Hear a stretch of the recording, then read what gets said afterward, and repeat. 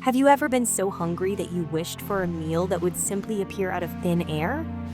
A meal that could warm you from the inside out and make all your worries melt away? In a quiet little town, nestled between rolling hills, lived two sisters who made that wish every single day. Their names were Jane and Ella, and though they shared a tiny cottage, their worlds were miles apart. One possessed a mind as sharp as a needle, the other a heart as soft as silk.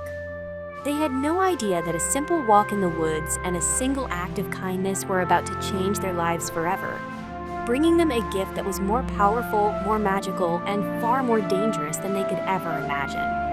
This is a story about them, a lesson in humility, and a very, very magic porridge pot. Our story begins in that small, drafty cottage at the edge of town. Here at Gift of the Magi, we love stories that show how people can change. And the story of these two sisters is a perfect example. Jane, the elder sister, was brilliant. She could solve riddles that stumped the town scholar and could calculate numbers in her head faster than an abacus. But her intelligence was like a high wall she built around herself. She looked down upon the townsfolk, considering their simple conversations and daily troubles to be beneath her. Her pride was a cloak she wore, and it was often cold. Ella, the younger sister, was Jane's opposite in almost every way. Her heart was an open door, and kindness was the language she spoke to everyone, be they a stray cat or the grumpy baker. She saw the good in people, even when it was buried deep. But for all her sweetness, Ella was terribly forgetful. She would forget where she placed the water bucket, forget the baker's name, and sometimes she would even forget what she was saying mid-sentence. This difference between them was a constant source of friction. Jane would sigh in frustration at Ella's forgetfulness. "Ella, your head is full of clouds," she'd say, not unkindly, but with a weary tone of superiority. Ella, in turn, would feel hurt by Jane's sharp words, wishing her sister could see the world with a little more softness. Their poverty was a constant, unwelcome guest. Their pantry was a study in emptiness. A half loaf of stale bread, a small wedge of cheese, these were luxuries. Most nights, the rumbling of their stomachs was the only sound in their little home. One particularly gray afternoon, Ella sat by the window, her stomach aching with a familiar emptiness. The sky outside was a blanket of pale white, and the world seemed as empty as her plate. "Oh, I'm so hungry," she whispered to herself. "It feels like days since I've had a proper meal." She looked around the bare room. Perhaps a walk is what I need. If I walk far enough, maybe I can walk away from this hunger. So, with nothing but a small flask of water she had filled that morning, Ella ventured into the woods that bordered their town. The forest was usually a place of comfort for her, but today, every rustle of leaves sounded like a mocking whisper. She walked and walked, the path winding deeper into the trees, until her legs grew heavy and her thirst became overwhelming. She found a fallen log and sat down, sighing. "I'm so tired," she breathed, uncorking her flask. The water sloshed, a precious sound. Just as she lifted it to her lips, a figure emerged from behind an ancient oak tree. It was an old woman, cloaked in a dark, tattered robe. Her face was a map of wrinkles, and she looked so frail and weary that Ella's first instinct was to jump up and run away. But then the woman spoke, her voice a dry rasp, like rustling leaves. "My child," she coughed, leaning heavily on a gnarled staff. "Please, would you spare a little water? I am so very thirsty. I have not had a single drop to drink in 2 long days." The old woman was overcome by a fit of coughing so severe that it shook her entire frame. Ella's fear vanished, replaced by a wave of pure compassion. Her tender heart, as it always did, won out. "Of course," Ella said immediately, extending her flask. "Here, please. Drink as much as you need. I hope it is enough." The old woman took the flask with a trembling hand and drank deeply. "Oh, you are a kind soul," she said, her voice already sounding stronger. "Thank you, my dear. Such kindness must be rewarded." And then, something incredible happened. A soft, golden light began to glow around the old woman. Her tattered robe shimmered and transformed into a gown of deep emerald green. Her wrinkles smoothed away, her back straightened, and in a burst of gentle light, she stood before Ella as a beautiful, powerful witch with kind, knowing eyes. Ella gasped, utterly amazed. "Wow," was all she could manage to say. The witch smiled. "Tell me your greatest wish, child, and I shall grant it. Your heart is pure, and you have earned a boon." Hesitantly at first, then with a rush of words, Ella told the witch everything about their poverty, the constant hunger, and the quiet despair that filled their tiny cottage. The witch listened patiently, nodding. "I see," she said when Ella had finished. "Poverty is a harsh teacher. Very well. When you return home, you will find a small iron pot on your table. It is a magic pot." "Magic?" Ella repeated, her eyes wide. "Yes, a magic pot," the witch confirmed. "To make it cook, you must sing a simple rhyme. Cook, little pot, cook. It will then fill with the most delicious sweet porridge you have ever tasted, as much as you could ever want.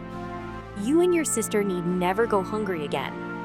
When you have eaten your fill, you must say, 'Stop, little pot, stop,' and it will cease its work." "How wonderful!" Ella cried, her heart soaring with joy. "I must go home right away." "Wait," the witch said, her expression turning serious. "There is one last, crucial thing you must understand. This is a powerful gift. To keep it, you must prove you are worthy. You must earn it. If you do nothing to deserve its magic, it will vanish from your lives as quickly as it appeared, and you will be hungry once more. Remember my words, or you will find yourself in a great deal of trouble. True magic is found in how we use our gifts, not just in having them. I will remember." "Oh, thank you, kind witch," Ella promised. "Eat well, my dear Ella," the witch said with a final, warm smile. "Wait," Ella called out. "How did you know my name?" But the witch had already dissolved into 1,000 tiny sparks of light, leaving only the scent of ozone and wildflowers in the air. Ella practically flew back home, her feet barely touching the ground. And just as the witch had promised, there on the worn wooden table in the center of their main room sat a small, black, unassuming iron pot. Jane was standing beside it, her arms crossed, a look of deep suspicion on her face. "Ella, where did this come from? Did you trade our last bit of firewood for this? This piece of iron?" "No, Jane, it's a gift." Ella beamed, her face glowing with excitement. "And I am amazing because this pot is magical. It will feed us forever." Jane let out a long, suffering sigh. "My poor sister," she said, tapping her own temple. "I am aware that hunger can make one's belly shrink, but it seems to have shrunken your brain as well." "Magic? Really, Ella? There is no such thing as magic. There is only science, logic, and what we can prove." "But I can prove it," Ella insisted, her confidence unwavering. She stood before the pot, took a deep breath, and in a clear voice, she sang the words the witch had taught her. "Cook, little pot, cook." For a second, nothing happened. Jane smirked. "You see? It's just a..." But before she could finish her sentence, a soft bubbling sound came from the pot. A gentle steam began to rise, carrying with it the most heavenly aroma of sweet, creamy porridge, with hints of cinnamon and vanilla. The porridge bubbled up, rich and thick, filling the pot to the brim but not spilling a single drop. Jane's jaw dropped. Her logical, orderly world had just been turned completely upside down. Ella, meanwhile, looked on with pure, unadulterated glee. Using 2 old wooden bowls and the only spoons they owned, they dipped into the pot. The porridge was divine. It was more than just food. It was warmth, comfort, and hope all in one spoonful. They ate and ate until their stomachs were full and happy for the first time in memory. This marked the beginning of a new life for them. Every day, the magic pot provided, and the specter of hunger left their little cottage for good. Life became comfortable. Jane had more energy for her books, and Ella's days were filled with a quiet contentment. But one morning, Ella decided to visit the market in the next town over, a journey that would take her most of the day. As she was preparing to leave, a thought flickered in her mind. "Oh," she said to herself, "I must remember to tell Jane the spell to make the pot stop." The witch's warning. Jane, who was reading a thick book at the table, looked up. "What is it, Ella? Why are you staring at me like that?" "Well, there was something important I needed to tell you," Ella began. Jane closed her book with a snap. "Important? What important thing could you possibly have to tell me that isn't in this book?" "Honestly, Ella." Ella's face fell. "You are very mean," she said, her voice small. "Fine. I won't tell you anything then." "I wager you've already forgotten what it was you were going to say," Jane retorted. I did not forget," Ella said, though in her heart she knew she had. The important thought had scattered like dandelion seeds in the wind. Huffed and flustered, she grabbed her basket and left. As she walked down the path, the words suddenly came back to her. "Stop, little pot, stop." "Oh, that was it," she paused. "Well," she reasoned, "it probably doesn't matter. We both ate a big breakfast. I'm sure she won't be hungry again before I get back." And with that, she continued on her way. But a few hours later, a pang of hunger struck Jane. She thought, "that delicious porridge.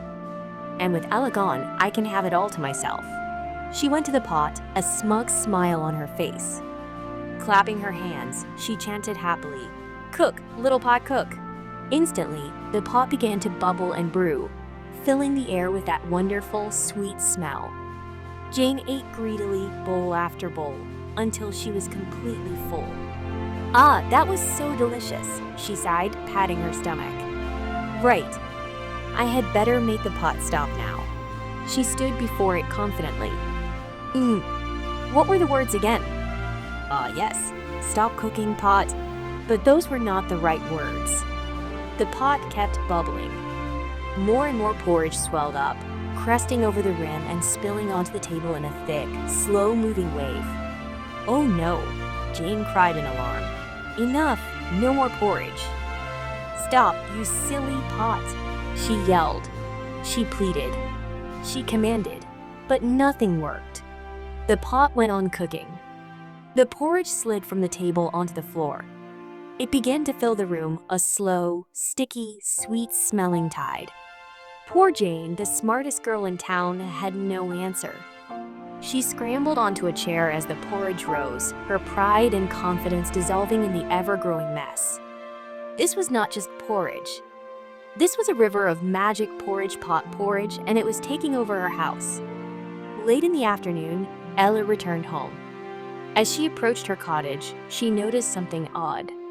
A thick, whitish substance was seeping from under the front door, and she could smell porridge. "That's strange," she thought. She peered through the window, and her heart leaped into her throat. The entire house was filled with porridge. Vases, books, and stools were swimming in it like strange, lumpy boats. It was a complete disaster. "And where's Jane?" she thought in a panic. Then she saw her. Poor Jane was perched on top of the dining table, which was slowly sinking into the steaming, sticky sea. Her face was pale with terror. "Help!" Jane cried, her voice trembling. "Why won't Ella come home?" "Jane! Jane, I'm here!" Ella shouted through the window. "What happened?" "Ella! Oh, my dear sister, thank goodness!" Jane cried, tears of relief welling in her eyes. "Please chant the magic spell. Stop this horrible pot from making more porridge." Wading into the mess through the doorway, Ella raised her voice and commanded clearly, "Stop, little pot, stop!" And at last, with a final, gentle bubble, the magic pot went silent. The porridge stopped pouring out. Jane and Ella sighed in unison, a sound of profound relief. "Thank goodness that's over," Jane said, looking at the monumental mess around them. "But what are we going to do about all this?" Ella looked at the floor, her cheeks flushed with shame. "I'm so sorry, Jane. I remembered the spell on my way out, but I didn't come back to tell you. This is all my fault. I was forgetful and stubborn. "No," Jane said, her voice surprisingly gentle as she carefully climbed from the table into the knee-deep porridge. "No, I am to blame too. I should have listened to you. I was too arrogant to believe you had anything important to say. I was mean to you, and my pride caused this."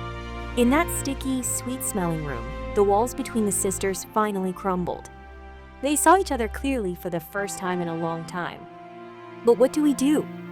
Ella asked, her voice a whisper. "Cleaning this will take us weeks." Jane, ever the thinker, scanned the room. Her eyes, which once held only pride, now held a new kind of spark, an idea. "There are so many poor, hungry people in our town, Ella. People just like we used to be. Why don't we share this porridge with them?" This was the beginning of their kindness story. Ella's face lit up. "Oh yes, what a wonderful idea. I bet there are so many people who would love a hot meal." And so, Ella ran out into the streets, her voice ringing with excitement. "Everyone, come to our cottage. We have delicious, sweet porridge for you all. Bring your bowls and your spoons."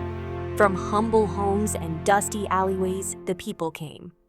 Their eyes, once dull with hunger, now sparkled with hope.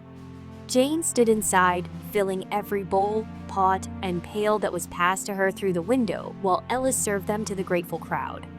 The sounds of happy eating filled the air. "Thank you, Jane and Ella," said one man. "I haven't eaten in 3 days." "Bless you, girls," said an elderly woman. Soon, the house was empty of porridge, and the town was full. Seeing the happy, smiling faces, a deep and genuine joy filled the sisters' hearts, a feeling far more satisfying than a full belly. "Jane," Ella said softly, "it feels so nice to care for other people." "I know," Jane replied, a true smile gracing her lips. "We had so much, yet we never thought to share. Let's do this every day. Let's use the pot to feed anyone who is hungry." And they did. Every single day, Jane and Ella would make a large batch of porridge and share it with the needy. They became known and loved throughout the town. One evening, as they were serving the last of the day's porridge, an old beggar approached them. He was draped in rags and looked even more frail than the witch had first appeared. "My dear children," he said in a weak voice, "I have come from a village far away. My grandchildren are sick, and I have nothing to feed them. Would you be so kind as to give me the pot that makes this wonderful porridge?" Ella looked at Jane, her heart sinking. If they gave the pot away, they would be hungry again. Their old life would return. But Jane, looking at the old man's desperate face, didn't hesitate. She had learned her lesson. "It's fine," she whispered to Ella. "We have had our fill. His grandchildren need it more." Then Jane turned to the beggar and smiled warmly. "Sir," she said, "of course you may take the pot. Take it to your grandchildren and feed them well. I hope they feel better soon." The moment the words left her mouth, the beggar began to shimmer with golden light. He transformed, and standing before them once again was the beautiful Porridge Witch. "Oh, the Porridge Witch!" the sisters exclaimed. "I am very impressed with you too," the witch said, her voice full of pride. "You have learned to care for others before yourselves. You have helped the poor and hungry, and you were willing to give up your only source of comfort for a stranger. That means you have truly earned this gift." She gestured to the pot. "The magic is now yours to keep forever. You deserve it." Ella and Jane cheered with joy. But even with the pot secured as their own, they never stopped their daily ritual. The greatest happiness they found wasn't in eating the porridge themselves, but in seeing the smiles on the faces of those they shared it with. They learned that the true gift of the Magi wasn't the pot itself, but the kindness it allowed them to spread throughout the world. Thank you so much for joining us at Gift of the Magi for this wonderful story. If you believe in the magic of kindness and enjoyed watching Jane and Ella's journey, we would be so grateful if you would give this video a like. And to make sure you don't miss our next enchanting tale, please subscribe to the channel. Until next time, may your hearts be as full as a magic porridge pot.